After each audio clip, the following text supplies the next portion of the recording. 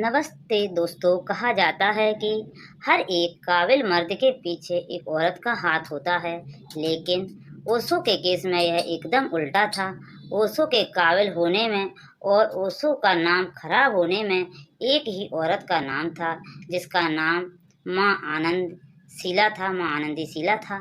तो आइए जानते हैं आखिर आखिर कौन थी वो आनंद शीला।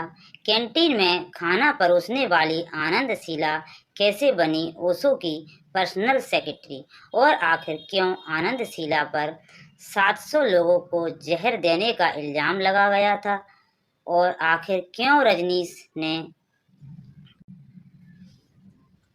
रजनीश ओशो ने आनंद शीला को जेल में पहुंचाने की बात भी कही। आनंद शीला अपना प्रेमी मानती थीं ओशो को। आनंद शीला का जन्म गुजरात के बड़ोदरा में हुआ। शीला अन्नालाल पटेल, यह शीला का पूरा नाम था। आनंदलाल पटेल उनका पूरा नाम था। शीला के चाचा के घर के सामने ही रजनीश ओशो का घर था, इसलिए ओशो से मिलने के लिए शीला को कोई कठिनाई नहीं हुई। जब शीला पहली बार ओशो से मिली तो ओशो ने शीला को अपने गले लगा लिया। शीला के मस्तिष्क पर अपना हाथ घुमाया और अपनी गोदी में शीला का सर रखा। शीला के लिए यह अनुभव बहुत खास था। शीला अपने मन में बहुत प्रसन्न हो गई। शीला को यकीन हो गया कि वह सह आनंद की खोज कर रही थी, वह तो यही है। शीला को ओशो के आश्रम में इतना अच्छा लगा कि शीला ने वहां पर स्पिरिचुअल ट्रेनिंग ली और शीला ओशो के आश्रम में रहने लगी। और इसी समय शीला ने अपना नाम माँ आनंद शीला रख लिया। शुरुआत में शीला आश्रम में खाना परोसा करती थी, लेकिन कुछ ही दिनों के अंदर शीला इस काम से ऊब गई। अब शीला की महत्वाकांक्षा एवं बढ़ने लगी थी। अब शीला उस स्थान पर जाना चाहती थी जहाँ से ओशो के साथ में डायरेक्ट कांटेक्ट हो। शीला का एक ही लक्ष्य था, ओशो के बिल्कुल करीब पहुंच जाना, और इसका एक ही रास्ता था कि उसे ओशो की पर्सनल सेक्रेटरी बन जाना।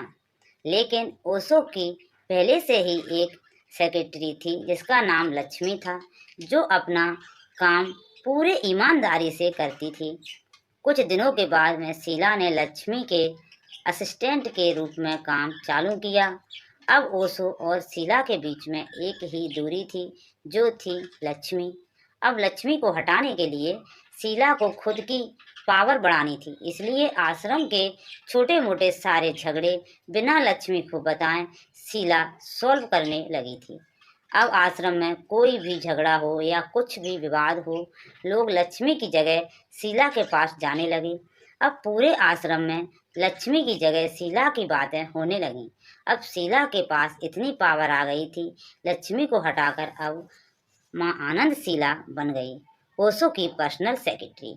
और शीला सेक्रेटरी उस टाइम बनी थी जब भारत में ओशो का विरोध होने लगा था, क्योंकि ओशो के जो विचार थे वह किसी भी धर्म को नहीं भाते थे। उस टाइम पर भारत सरकार के साथ में भी ओशो के विवाद होने लगे थे। देखने में तो शीला ओशो की सेक्रेटरी थी, लेकिन शीला ओशो के प्यार में पागल हो चुकी थी। शीला ओशो से बहुत प्यार करती थी और शीला वह हर एक काम करती थी जिसे ओशो खुश हो जाए। यही एक कारण है कि जब ओशो को भारत में प्रॉब्लम होने लगी, तब आनंद शीला ही वह अहम इंसान थी जिसने रजनीश के आश्रम के पुणे से यूएसए में शिफ्ट किया।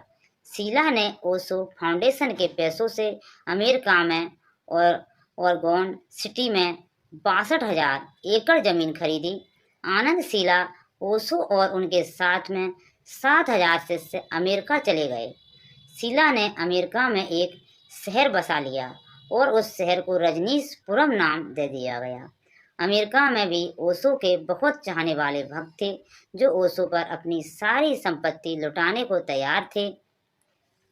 यही कारण है कि ओशो एक रॉयल जिंदगी जीते थे, महंगी घड़ियां पहनते थे। ओशो के पास में 96 96 रोल्स रॉयस कार थी और खुद का एक प्राइवेट प्लेन भी था। ओशो के रजनीशपुरम पर कोई हमला न कर दे, इसलिए शीला ने आधुनिक हथियार भी मंगवाए थे। शीला ने एक दबंग लेडी के रूप में अमेरिका में अपनी पहचान बनाई। शीला मीडिया को मैनेज करती थी। मीडिया के साथ में शीला के कई बार झगड़े भी हुए थे। किसी पत्रकार ने ओशो के बारे में अगर कोई गलत टिप्पणी की या गलत सवाल किया तो शीला उसे लाइव डिबेट में मिडिल फिंगर दिखाती थी। ओशो के ऊपर कोई भी संकट आने से पहले ही आनंद शीला उसे निपटा देती थी। आनंद शीला का सोने पर सुहागा यह था कि शीला जब पावर में आई थी तब ओशो मौन व्रत में चले गए थे। अब शीला को रोकने वाला कोई नहीं था। मौन व्रत में रजनीश खाली आनंद शीला से ही बात करते थे। ओशो तक कोई भी बात पहुंचने का एक ही जरिया था, माँ आनंद शीला। और आनंद शीला तो इतनी स्मार्ट थी कि वह जानती थी ओशो तक क्या पहुंचाना है और क्या नहीं पहुंचाना। धीरे धीरे शीला ऑर्गन सिटी की सबसे पावरफुल लेडी बन गई। इस समय वहां पर लोकल इलेक्शन हुए और शीला चाहती थी कि 2 सीटों पर उनका भी हक हो। इसलिए आनंद शीला ने आश्रम में और लोगों को जुटाना शुरू किया। शीला अमेरिका के बेघर लोगों को आश्रम में लाकर रखती थी और मकसद था जब वोटिंग हो तो आश्रम के उम्मीदवार जीत जाएं। जब यह बात एक्सपोज हो गई तब पता चला कि वोटिंग को इफेक्ट करने के लिए यह शीला सब कर रही थी। लेकिन शीला का यह पता जब काम नहीं किया तो उसने दूसरा रास्ता अपनाया। उन्होंने 10 रेस्टोरेंट में सभी सलाद पर साल्मोनेला पॉइजन का छिड़काव किया। उस सलाद को खाकर 700 लोग बीमार पड़ गए। यह सब शीला ने इसलिए किया कि लोग उनके क्षेत्र में वोटिंग न कर पाए। यह सब देखकर यूएस गवर्नमेंट सतर्क हो गई। यूएस गवर्नमेंट ने इस केस को काफ़ी सीरियस ले लिया। इस केस को बायो टेरर अटैक नाम दिया गया। अब यह केस ओशो तक पहुंचने का एक धागा बन गई थी और गवर्नमेंट ने इस केस की जांच पड़ताल चालू की। अब यह बात ओशो के आश्रम तक आ पहुंची थी। इस पड़ताल में यूएस गवर्नमेंट को ओशो के पैसों के बारे में पता चला। आश्रम के अंदर क्या क्या होता है, आश्रम में कौन से आधुनिक हथियार हैं, यह सारी चीजें अब सामने आ गई। शीला के एक गलती की वजह से पूरा आश्रम अब संकट में आ गया था। शीला को भी पता चला कि अब इस संकट से बचना मुश्किल है। अब शीला के पास 2 ही ऑप्शन थे, या तो अमेरिका की जेल में सड़ना या खुदकुशी करना। लेकिन शीला ने तीसरा तरीका आजमाया और शीला अमेरिका छोड़कर स्विट्जरलैंड भाग गई। और भागने के लिए उसने ओशो के प्राइवेट प्लेन का इस्तेमाल किया। इधर ओरेगोन में ओशो को जब यह बात पता चली तो ओशो आग बबूला हो गए। शीला की वजह से आश्रम का नाम मिट्टी में मिल चुका था। अब ओशो ने ठान लिया था कि वह आनंद शीला को बर्बाद करके रहेंगे। ओशो ने अपना मौन व्रत त्याग कर मीडिया को बुलाकर खुद एक प्रेस कॉन्फ्रेंस की। मीडिया